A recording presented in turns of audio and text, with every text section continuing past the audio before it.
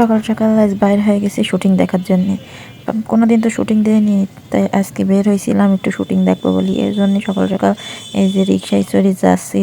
শহরের মধ্যে এত জ্যাম ছিল যে জ্যামের জন্যে আর ভালোই লাগতেছিল না। পাবনা শহর যে দিন দিন এত জ্যাম। তারপরে যে চলে আইসি এডওয়ার্ড মাসে আসি দেখি শুটিং শুরু হয়ে গেছে। ও মা, শুটিং দেখতে এত ভালো লাগতেছে। আমি তো প্রথম আগে মেলাক্ষণ শুটিং দিয়েছি, তারপর ভিডিও করা শুরু করেছি। আম্মা শুটিং আমার জীবনে আমি প্রথম দেখতেছি, তাই বেশি একটু উচ্ছ্বাসিত ছিলাম।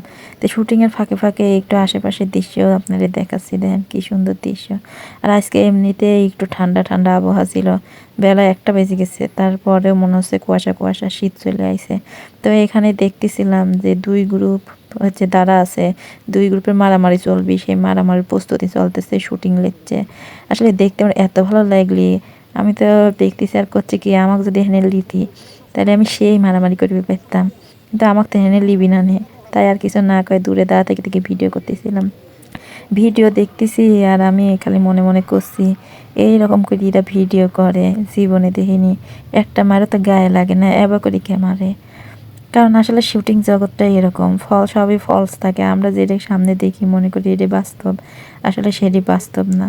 আর এটা তখনই বোঝা যায় যখন সামনাসামনি দেখা যায়। তো এতদিন ভাবতাম শুটিং করবি কি নাকি, এই যে মানুষ এটা করে সেটা করে, মারে ধরে রক্ত বাড়া যায়। আসলে এটা কিছুই না, এগুলো সব আর্টিফিশিয়াল। যে একটা যে ঘুষি মারে সে ঘুষিটাও আর্টিফিশিয়াল, ঘুষিটা লাগেই না। তো যাই হোক, শুটিং যখন দেখতে গেছি শুটিং তো দেখাই লাগবে। তো মনে মনে ভাবতেছিলাম ইস আমাকে যদি নিতে। আর মাঝে ওই যে একটা নায়িকাও ছিল না একটা, দেখতে এত সুন্দর এত কিউট লাগতেছিল আমার আপুটা, সে সুন্দর। আমি তো ওই আপুটার অভিনয় খালি দেখতেছিলাম, আমার খুবই ভালো লাগছিল। আর মনে হচ্ছিল ইস আমি যদি ওরকম একটু অভিনয় করবি পারতাম তাহলে তো সেই ভালো হইতো, কিন্তু আমাকে তো ওই অভিনয় লিবি না আমি জানি।